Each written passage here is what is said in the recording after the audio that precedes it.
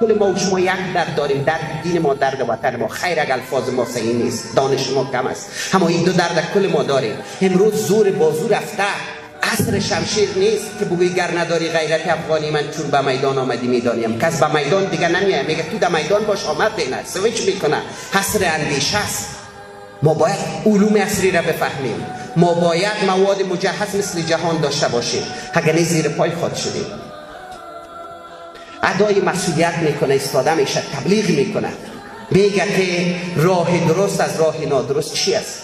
برای جوان یاد میده که زیر تاثیر اندیشه خراب نری.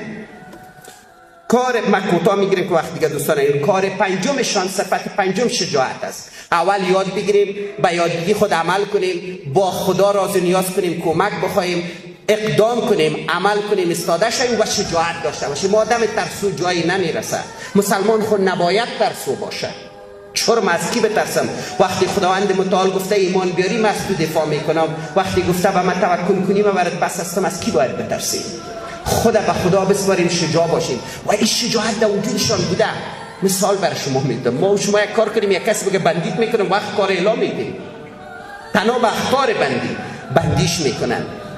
یک بار نه، دو بار نه، 7 بار بندی میکنن. ولی وقتی عزمت راسخ است، وقتی خود به خدا سپردی، وقتی ادای مسئولیت میکنی، دیگه زندان پیش مسلمان کوچکی میکنه.